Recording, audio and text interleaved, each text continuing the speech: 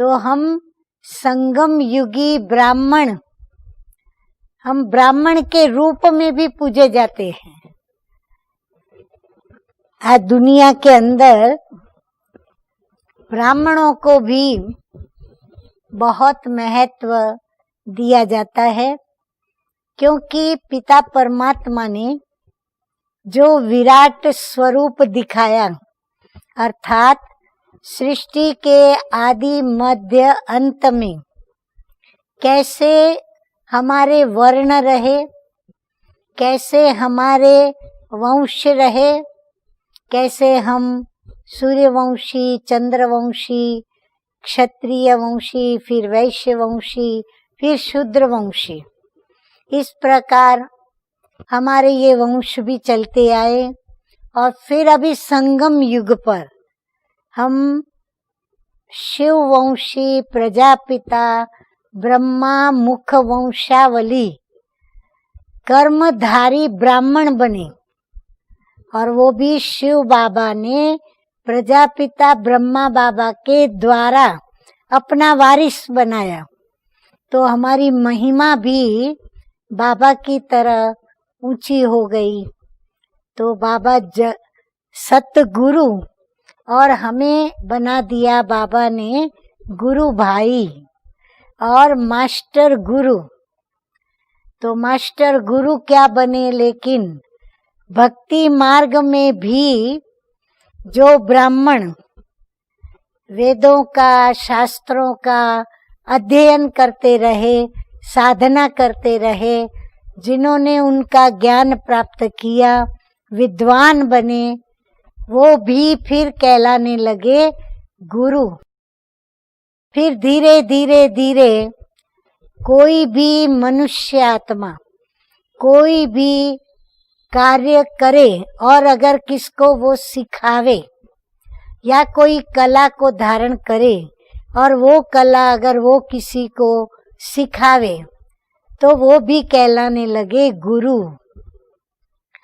यहाँ तक कि कोई ने हमें समय पर मदद की तो वो हमारा गुरु, कोई ने हमें भोजन बनाना सिखाया तो वो भी हमारे गुरु, कोई ने हमें एक्सरसाइज सिखाई तो वो भी हमारे गुरु।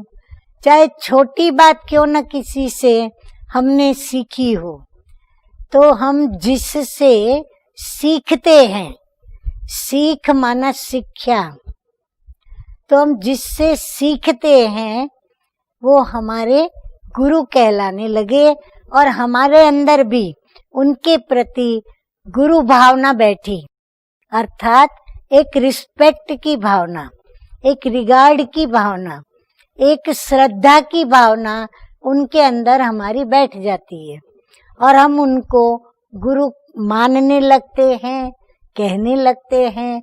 और फिर जब जब गुरु पूर्णिमा आती है, हम अपने उन सिखाने वाले, उन बोलने वाले, बताने वाले गुरुओं को याद करते हैं। गुरु क्यों याद आता? क्योंकि उन्होंने एक तो सिखाया, फिर उन्होंने हमको उसका मार्ग बताया। तो गुरु के कई अर्थ हैं। अगर गुरु मानना क्या, ये अगर हम बोलने पर आए तो गुरु की परिभाषा एक शास्त्र जितनी है, एक शास्त्र उस पर लिख सकते हैं। तो गुरु इतना महान होते हैं। तो ये गुरुओं को महानता किसने प्रदान की, किसकी याद में ये गुरुओं को महानता मिली? तो ऊंचे ते ऊंचे शिव बाबा, जो कि परम पिता, परम शिक्षक और परम सतगुरु हैं, परंतु वो एक ही सतगुरु है। और कोई दुनिया में अपने को सतगुरु कहलाने के वास्तव में ना अधिकारी है, ना हकदार है, ना उनको कहलाना भी चाहिए। क्योंकि जगत गुरु कौन हो, सतगुरु कौन होता है? सतगुरु मानना जो हर चीज हो, चाहे कोई आध्यात्मिकता के राज हो, चाहे धार्मिक पुस्तकों के राज हो, चाहे आत्मा परमात्मा सृष्टि चक्र के आदि मध्य अंत के राज हो, चाहे आत्माओं की जब से वो परम धाम से सृष्टि पर आते हैं और जब तक ये सृष्टि का बेहद का नाटक पूरा नहीं होता और अनेक पुनर्जन्म लेकर के आत्मा जब अंत में वापस घर को नहीं लौटती, इस ही बेहद के ड्रामा में पुनर्जन्म लेते लेते अपना रोल अदा करती रहती है। पर जब अंत में जगत गुरु सतगुरु शिव पिता परमात्मा सृष्टि पर आते हैं और हम सर्व आत्माओं को अपने साथ ले जाते हैं। गीता में भी इस बात का उल्लेख है कि मच्छर सदृश आत्माएं जैसे कि पिता के पीछे पीछे जाती हैं। तो सतगुरु शिव बाबा जब सृष्टि पर आते हैं तो कब आते हैं, तो वो भी उन्होंने खुद बताया कि जब अधर्मी दुनिया का नाश करना होता है और सत्य धर्म वाली दुनिया की स्थापना करनी होती है, तब मैं आता हूँ। तो गुरुओं का बहुत मान है। अभी हम आते हैं अपने मीठे मीठे प्यारे प्यारे ब्रह्मा बाबा की मैं आपको बात बताने जा रही हूँ। तो ब्रह्मा बाबा को भी जब ब्रह्मा बाबा में शिव बाबा ने प्रवेश नहीं किया था, तो उनके लिए गुरु का महात्म्य कितना ऊंचा था, कितना बड़ा था, कितना महान था, उसका ये एक आपको बात बताती हूँ।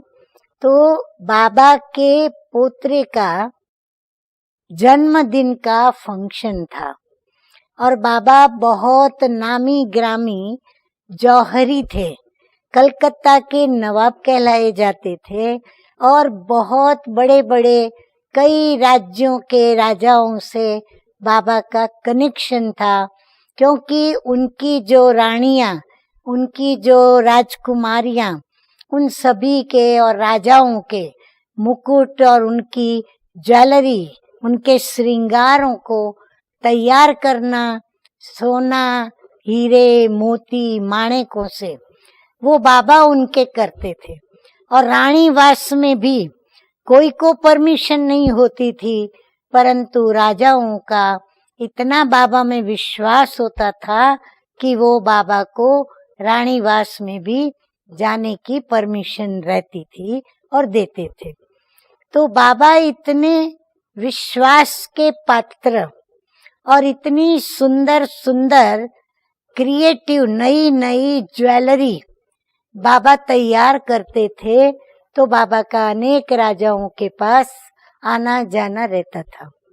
तो इसीलिए बाबा ने एक पार्टी रखी और उस पार्टी के अंदर सभी नामी ग्रामी जो भी हस्तियां थी, उन सभी को बाबा ने इनवाइट किया हुआ था। तो उस पार्टी के अंदर अचानक बाबा को टेलीग्राम आई। टेलीग्राम थी बाबा के लौकिक एक गुरु की। बाबा ने कई गुरु किए थे, बाबा के 12 गुरु थे, परंतु बाबा को अपने एक मुख्य गुरु की टेलीग्राम आई कि तुम जल्दी यहाँ पर पहुंचो। कारण उसमें लिखा था। जैसे बाबा की टेलीग्राम आई तो बाबा पार्टी छोड़कर जाने लगे। कुछ माइलों की दूरी पर बाबा को जाना था। तो बाबा की लौकिक में युगल पत्नी, जिसका नाम था यशोदा, तो यशोदा माता को जब बताया कि मुझे गुरु की टेलीग्राम आई है, बुलावा आया है, तो मैं जा रहा हूँ, पार्टी को आप लोग देख लेना। तो जसोदा मैया ने कहा कि पार्टी छोड़कर आप कैसे जा रहे हो, क्या कल नहीं जा सकते हो? बोला नहीं, बहुत जरूरी काम है और गुरु का बुलावा माना। नोट करें आप सभी, गुरु का बुलावा माना काल का बुलावा। इतना बाबा गुरु के बुलावे को, गुरु के बोलने को, बोल को महत्व देते थे। तो कहा मैं रुक नहीं सकता हूँ, इसीलिए मैं जा रहा हूँ। तो बाबा तो चले गए गुरुओं के पास। अच्छा, बाबा की जो पार्टी होती थी, उस पार्टी के अंदर कभी भी कोई कांदा, लहसुन, शराब, कबाब, कोई भी ऐसी मांसाहारी पदार्थ न बनते थे, न बांटे जाते थे, न उसको उस महफिल का कोई एक अंग बनाया जाता था। तो जो भी बड़े बड़े लोग आते थे, वो तो इन बातों के आदती होते थे। तो वो बाबा को कहते थे, बाबा का लौकिक में तभी नाम था लखीराज बाबू। तो कहते थे लखीराज बाबू, आपकी पार्टी तो बड़ी शानदार रही, लेकिन एक बात की कमी रही कि आपने कहाँ भी शराब या किसी भी प्रकार के मांसाहारी पदार्थ यहाँ रखे नहीं। तो हमें पार्टी थोड़ी इस कारण से फीकी लगी। बाबा ने कहा आपको फीकी लगे या कैसी भी लगे, परंतु मैं जब भी पार्टी रखूंगा, आप समझ ही लो, आपको मेरे पास ये चीजें कभी भी मिलेंगी नहीं। तो बाबा इतना परहेज भी रखता था। जो भी अशुद्ध खान पान है, बाबा उनसे दूर रहते थे। तो ये भी एक हिम्मत चाहिए, ये भी एक अंदर में गट्स चाहिए कि हम सभी को बुलावें और लोक लाज कुल मर्यादा हमें उस समय अपने नियमों का पालन करने में, अपने सिद्धांतों में निश्चय रखने में, अटल रहने में, हमें कोई भी लोक लाज बीच में विघ्न रूप न बने। तो ये हिम्मत हर एक में नहीं होती।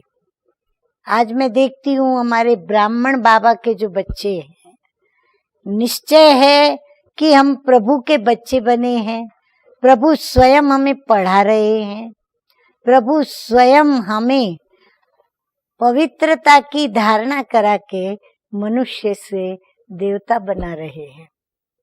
इतना निश्चय होने के बावजूद भी कई बार कई छोटी से लेकर के बड़ी बातों में उनको ये प्रश्न विघ्न बनता है कि लोग क्या कहेंगे, परिवार क्या कहेगा। मैंने ब्राह्मणों को देखा है कि जो बैज लगाने में भी संकोच करते, क्योंकि हम बैज लगाएंगे तो कहेंगे ये तो ब्रह्मा कुमारी संस्था वाला है। सफेद वस्त्र धारण करने में भी हमारे कई भाई बहनों को संकोच होता है। बाहर निकलेंगे तो सभी हमें सफेद वस्त्रों में देख करके क्या सोचेंगे, क्योंकि सफेद वस्त्र अक्सर विधवा पहनती है या विधुर पहनना पसंद करते हैं। शादियों आदि में जाते हैं तो भी वहां पर उनको वाइट ड्रेस पहन के जाने में संकोच होता है। हालांकि बाबा ने कभी नहीं कहा कि आप सफेद वस्त्रों में शादी में जाओ, परंतु ये अपनी एक निजी धारणा होती है कि हम सफेद वस्त्र में जाएंगे तो हमसे प्रश्न पूछा जाएगा, तो हम बाबा की सेवा करेंगे। तो ये हमको एक चांस है सेवा का। तो ऐसे चांसलर हिम्मत वाले होते हैं। जो लोगों के बीच में भी किसी भी नियम का पालन करने में कभी संकोच नहीं करते।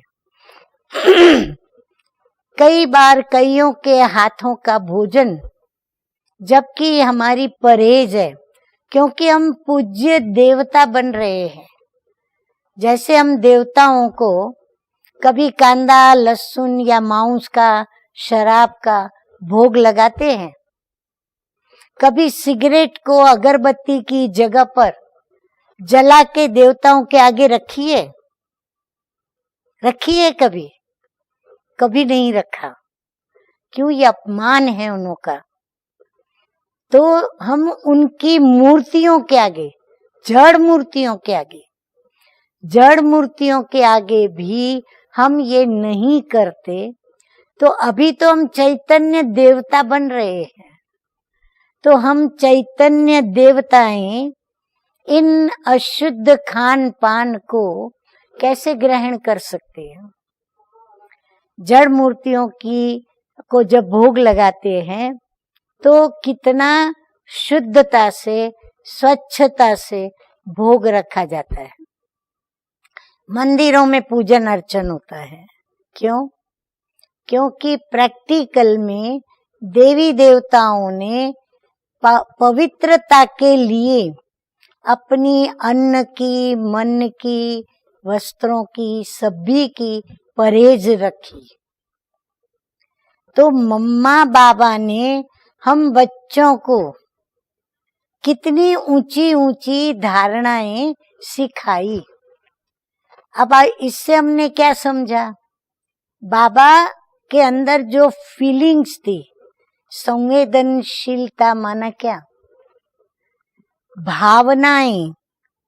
जिन भावनाओं को हम नेत्रों के द्वारा, चेहरे की रेखा के द्वारा, मुख के द्वारा, मुख के बोल के द्वारा, मस्तक की फलक के द्वारा, या फिर हमारे वस्त्रों के द्वारा, हमारी चाल चलन और हमारे कर्मों के द्वारा हम लोगों को पहचान देते हैं कि हम किन भावनाओं में रहते हैं, हमारी भावनाएं कितनी ऊंची हैं, हमारे सोच विचार कितने सादे, आदर्श युक्त और ऊंचे हैं, और वैसा ही हम मन, वचन, कर्म से व्यवहार भी करते हैं।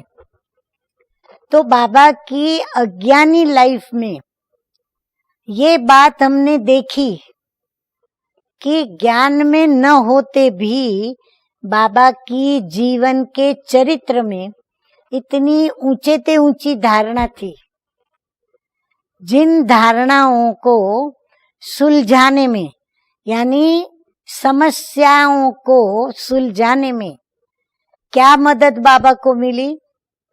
इस संवेदनशीलता की। अगर इतनी ऊंची भावना, श्रद्धा गुरुओं में न होती, या फिर अपने नियमों के प्रति इतना बाबा संवेदनशील न रहे, तो बाबा आज ये जो आपने बातें सुनी, उन बातों को प्रैक्टिकल में एक स्वरूप दिखा नहीं सकते। और यही कारण था बाबा की महिमा होती थी कि लकी बाबू एक आदर्श व्यक्ति है। सभी ने उनको ऊंची नजर से देखा, मान दिया, सम्मान दिया, उनमें श्रद्धा रखी, उनमें विश्वास रखा।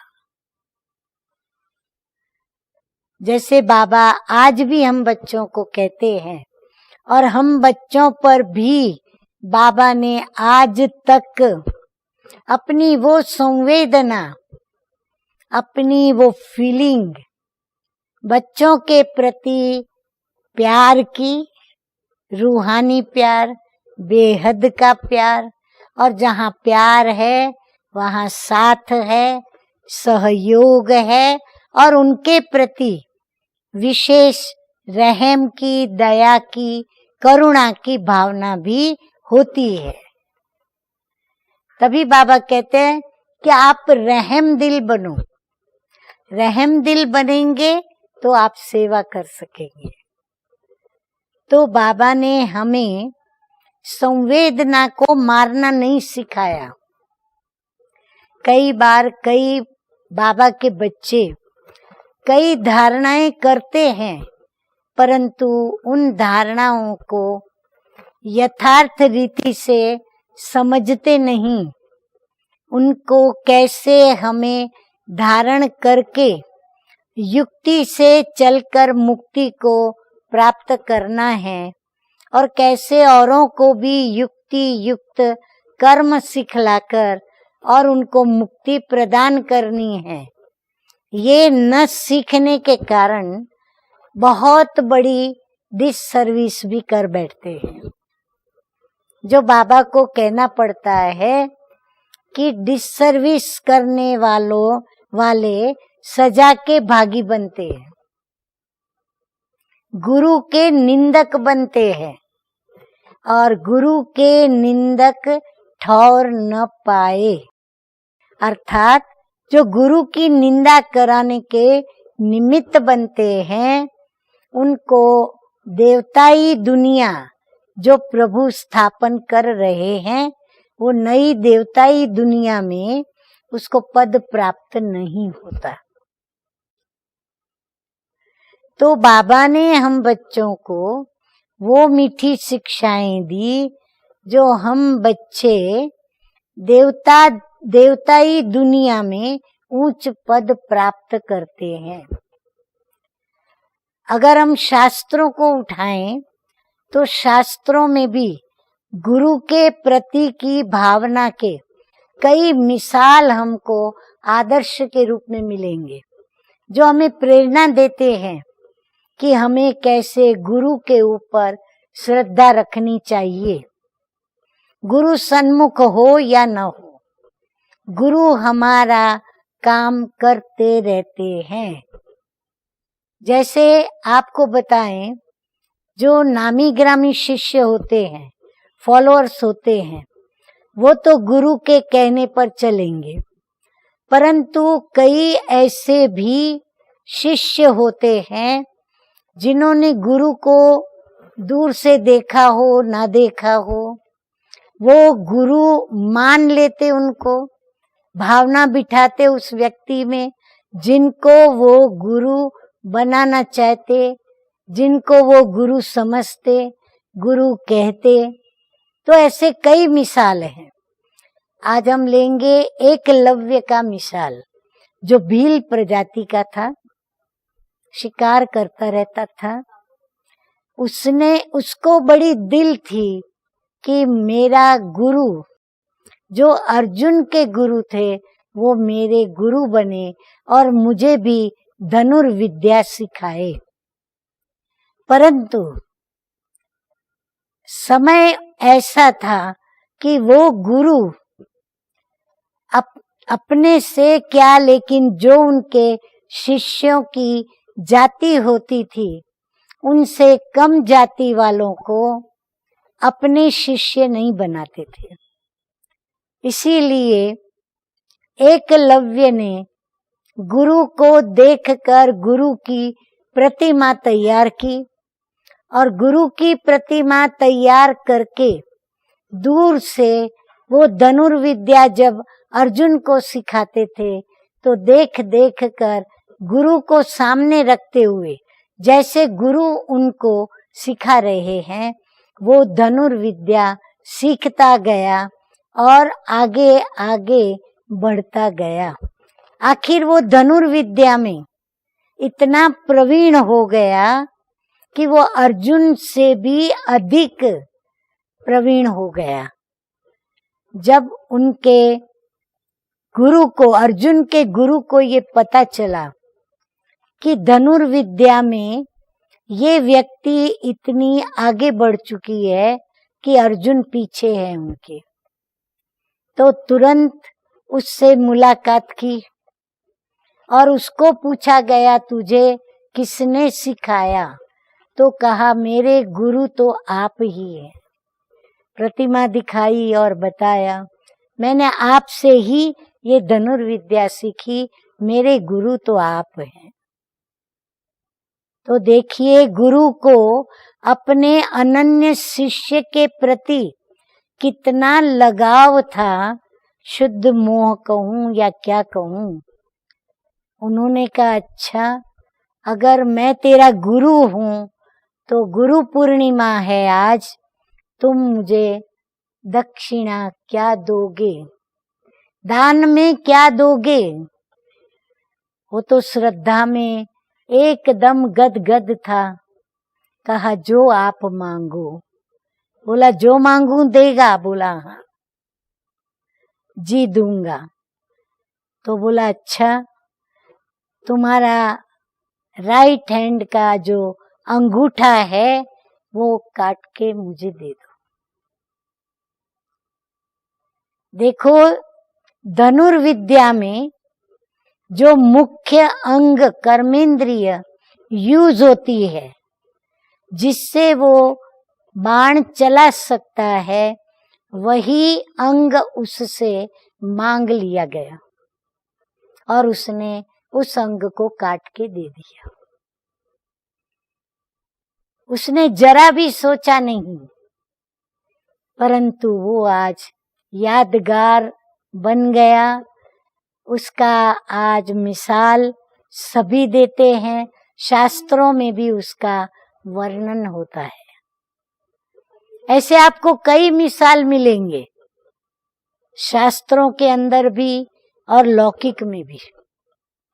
कहने का तात्पर्य, गुरुओं में शिष्यों की कितनी भावना प्रबल होती है।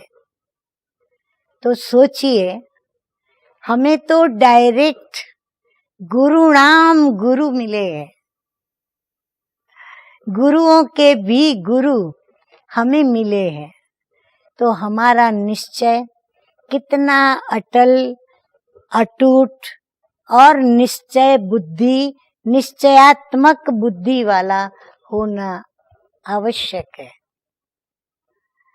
बाबा की अगर संवेदना की बातें करूं तो मैं पहले भी कहीं कहीं क्लासेस में बता चुकी हूं कि बाबा के पास मधुबन में जब सिर्फ पोखरण हाउस था, पांडव भवन था, आज से 65 साल पूर्व की मैं बात बता रही हूँ। जब मैं ज्ञान में 13-14 साल की आयु में आई और मैं बाबा के पास 14 साल की आयु में मधुबन में गई, तो वहां तो सीजन के कारण वातावरण, वायुमंडल चेंज होता है। अचानक बादल उमड़ घुमड़ के आ गए और उस समय बाबा के पास 15 से 20 या ज्यादा में ज्यादा 22 अगर भाई बहने या बच्चे आ गए तो मधुबन फुल। और आज 20-22 हजार लोग जब मधुबन में पहुंचते हैं तब कहते हैं कि मधुबन फुल, हाउस फुल है। तो बाबा के पास इतनों को रहने का भी स्थान नहीं था, तो बाहर में आंगन में बाबा को टेंट लगाना पड़ा। तो वो टेंट कपड़े का था। वो टेंट को मिल करके 6-8 भाई बहने खींचते थे और टेंट बनाते थे और टेंट में बाबा उन्हों को रखा। तो टेंट बनाने में बाबा खुद भी रस्सी खींचने के लिए आए, खुद इन्वॉल्व हुए, क्योंकि बाबा का ये एक जीवन का श्रेष्ठ कर्म है कि जो कर्म मैं करूंगा मुझे देखकर और करेंगे। बाबा ने हर कर्म करके दिखलाए और सिखलाया। तो बाबा ने खुद रस्सी खींची बच्चों के साथ बाबा की याद में। अब बाबा तो वृद्धतन था, फिर भी बाबा ने जोर लगाया, बच्चों को हिम्मत भरी, उमंग भरा, उल्लास भरा, खींचो बच्चे, बाबा की याद में खींचो। तो बच्चे उमंग उत्साह में आकर के बाबा की याद में खींच के टेंट खड़े किए 2 और उस टेंट में बाबा ने पलंग डलवा के सब बच्चों को रखा हुआ था। बारिश आ गई अचानक, सभी भीगने लगे, पानी टपकने लगा। बाबा को चिंता हो गई, मैं शॉर्ट में बताती हूँ। बाबा को चिंता हुई, बाबा टेंट में आए, दरवाजे पे टेंट के पर्दा ऊंचा करके देखा तो सभी बच्चे अपने अपने पलंग पर योग की मुद्रा में बैठे हुए थे। बाबा देख के गदगद हो गए कि रात्रि है, बच्चे बारिश पड़ पानी टपक रहा है, परंतु बच्चे सभी योग में बाबा की याद में बैठे हैं। बाबा ने सबके आगे आके सबको दृष्टि दी। फिर बाबा ने कहा कि सभी बच्चे मेरे पीछे आ जाओ। सभी बच्चे बाबा के पीछे पीछे चलकर बाबा के कमरे में आ गए। बाबा ने सभी बच्चों को बिठाया। ये आपको देखो फोटो दिखा रहे हैं, मैं खड़ी हूँ, बाबा की पुत्र वधू ब्रिजेंद्रा दादी, मम्मा खड़ी है और पार्टी में चलने वाले सभी खड़े हैं। और बाबा ने जिनके सर पर हाथ रखे हुए हैं वो हमारे लौकिक पिता काकू भाई हैं। तो हम जब जाते थे तो बाबा मम्मा सब हमें मिलते थे। तो बाबा अपने कमरे में ले गए। बाबा ने सभी को बहुत प्यार भरी दृष्टि दी, दृष्टि देकर निहाल किया। फिर भोली दादी को भी बुलाया। भोली दादी ने कहा, जी बाबा क्या काम है? बोला, सबके लिए गरम गरम हलवा बनाओ। बच्चे बारिश में बैठे थे, कुछ भीगे, कुछ ठंड लग रही है। भोली दादी भी आज्ञाकारी थी, जी बाबा कहकर के तुरंत गई और तुरंत सभी के लिए गरम गरम हलवा बना के लाई। और बाबा ने अपने कमरे में सभी बच्चों को गरम गरम हलवा खिलाया, ज्ञानामृत का पान करवाया। इस प्रकार मीठे मीठे बाप दादा ने सभी को इतना खुश कर दिया, इतनी ताकत भर दी, इतना रूहानी प्यार दिया कि आज भी हम उस प्यार को भुला नहीं सकते। ये देखो गोदड़ी में बाबा है, बाबा ने रजाई ओढ़ी हुई है। कहते हैं ना गोदड़ी में करतार। तो कैसे बाबा ठंड के दिनों में जब रजाई ओढ़ के बैठते थे तो बच्चों को रजाई में भी अपने साथ बिठा लेते थे। आगे अंगीठी जलती थी तो बच्चे गर्म हो जाते थे। तो बाबा का ये जो प्यार है ये एक अनोखा प्यार था। ये प्यार कैसे आता है? संवेदना। परंतु ऐसी संवेदना नहीं थी कि बच्चों की समस्या न सुलझे। समस्या थी, बच्चे भीग रहे हैं, बच्चे बारिश में भी बैठे हैं। बाबा ने संवेदना बाबा की जागी, रूहानी प्यार जागृत हुआ। बाबा गए बच्चों के पास, बच्चों की फिक्र की, चिंता की। ऐसे नहीं हम ब्रह्मा कुमार कुमारी बने तो बस हम अपनी फिक्र करें, नहीं, परंतु युक्ति युक्त बाबा ने कर्म करना भी बच्चों को सिखलाया।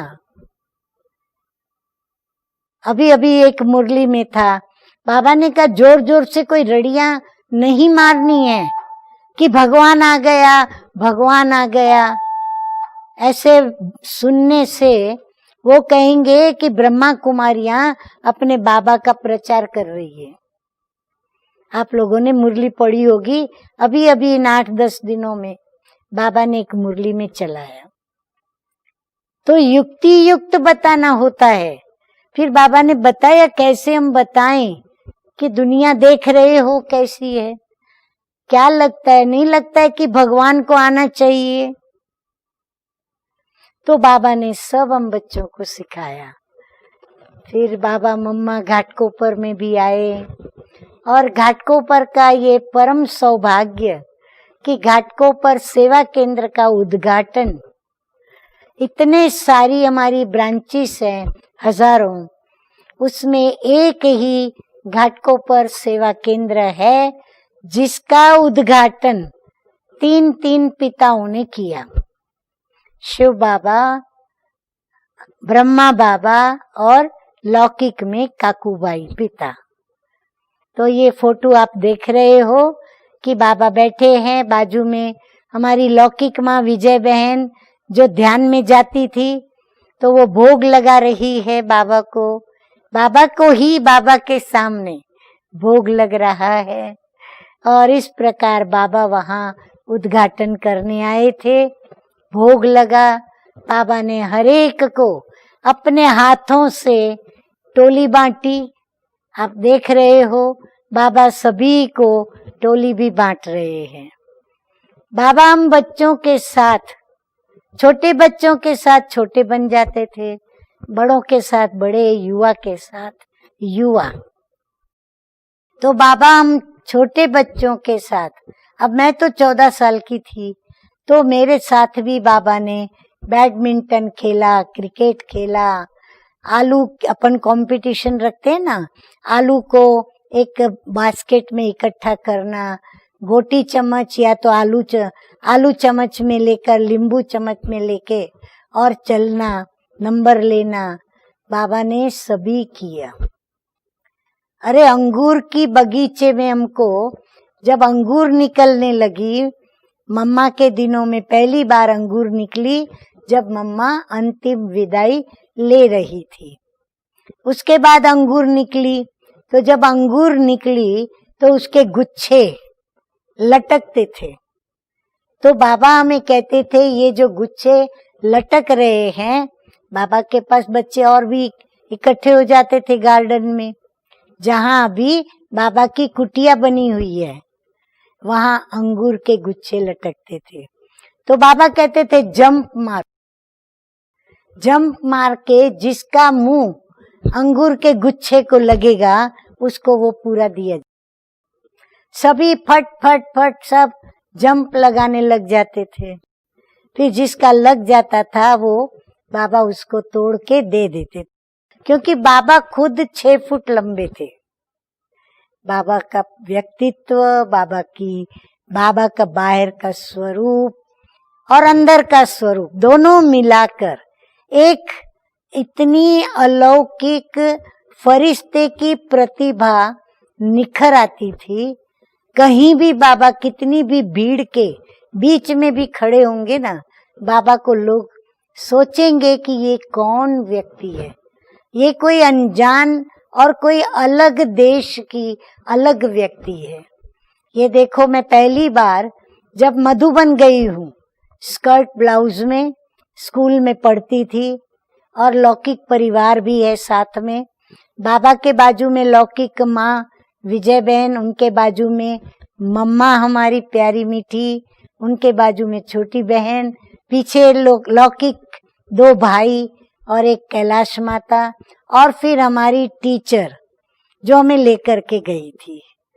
तो इस प्रकार हम पूरा परिवार बाबा के पास पहली बार गए थे, बाबा को मिलने के लिए।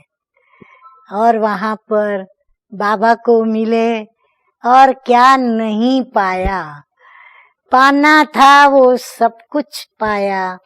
अब काम पाने के लिए कुछ भी बाकी ना रहा। ये फिर पार्टी लेके जब मैं पहली बार ब्रह्मा कुमारी बनी, सरेंडर बनी, ये तो उद्घाटन का फोटो है, जब काकूबाई कार में बाबा को लेकर के आए मकान के नीचे। फिर ये फोटो जब मैं पहली बार पार्टी लेके मधुबन गई और मैंने 60-70 का ग्रुप लिया था, तो इतनी बड़ी पार्टी लेकर मैं पहली मधुबन में आत्मा थी, जो बाबा इतने खुश थे कि मेरी नल्ली बच्ची इतनी बड़ी पार्टी लेकर के आई है। तो बाबा को भोजन के टाइम पर बुलाया कि बाबा आपका भोजन का टाइम हो गया है। बाबा ने कहा नहीं, नल्ली बच्ची और उनकी पार्टी पहुंचेगी, उसके बाद बाबा भोजन करेंगे। बताओ, ऐसा गुरु, ऐसा बाप, ऐसा टीचर कहाँ देखा।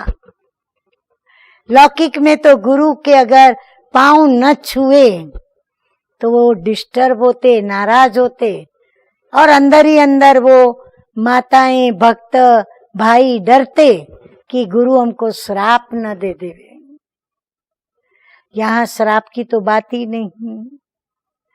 बाबा तो वरदान पे वरदान हमें रोज अमृत वेले से लेकर के कितने वरदान देते, और कितना प्यार करके हमें टाइटल देते। कभी आपने सोचा है? आप कभी लिखना अव्यक्त वाणी में, याद प्यार देते हुए बाबा कितने टाइटलों से हमें नवाजते हैं।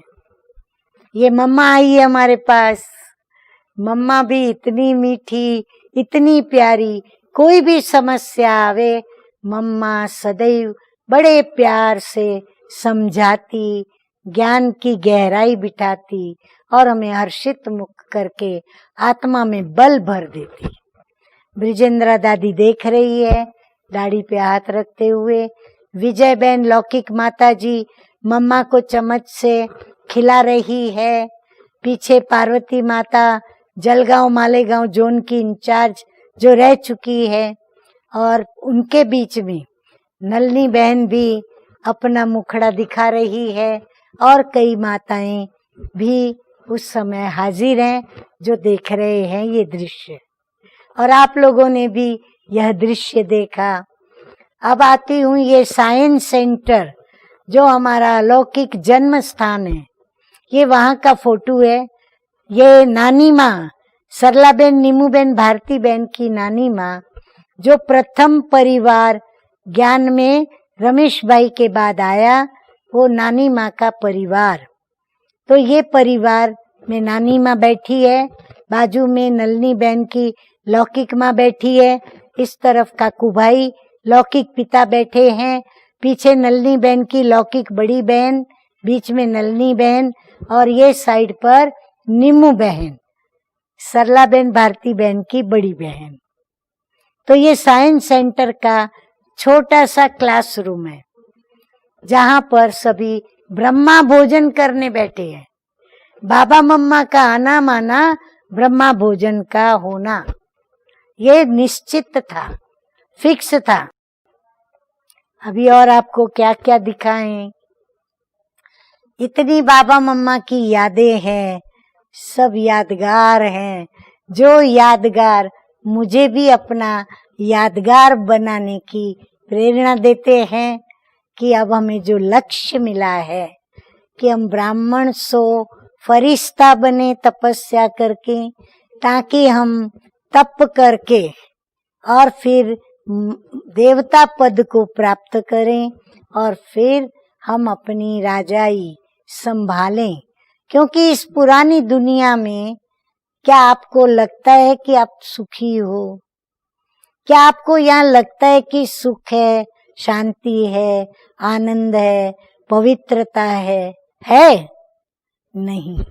भ्रष्टाचार, दुराचार सब कुछ खत्म हो चुका है, नियम कायदे मर्यादाएं सब टूट चुका है।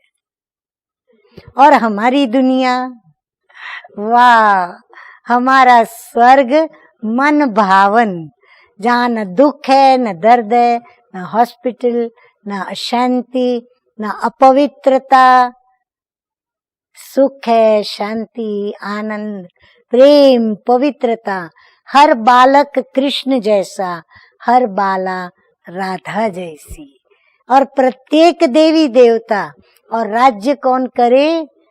पूज्य श्री लक्ष्मी, पूज्य श्री नारायण, ये देवी देवता राज्य करने वाले, उसको कहते हैं स्वर्ग, जो इस धरती पर ही था जब काल चक्र में सतयुग का समय था। जो सतयुग फिर से शिव बाबा अभी सृष्टि पर अवतरित होकर ला रहे हैं। तो हम सभी उसी सृष्टि के अंदर जाने का पुरुषार्थ कर रहे हैं, मेहनत कर रहे हैं। जो अपने चरित्रों को देवताओं जैसा दिव्य बनाएगा, ईश्वरीय गुणों को जो धारण करेगा, और जो स्वयं को जगत माता, जगत पिता या मास्टर, जगत गुरु बनकर और इस ज्ञान को सभी को देकर जगाएगा, स्मृति दिलाएगा, वो फिर से अपनी इस नई होने वाली आने वाली दुनिया में प्रवेश करेगा और श्रेष्ठ पद प्राप्त करेगा।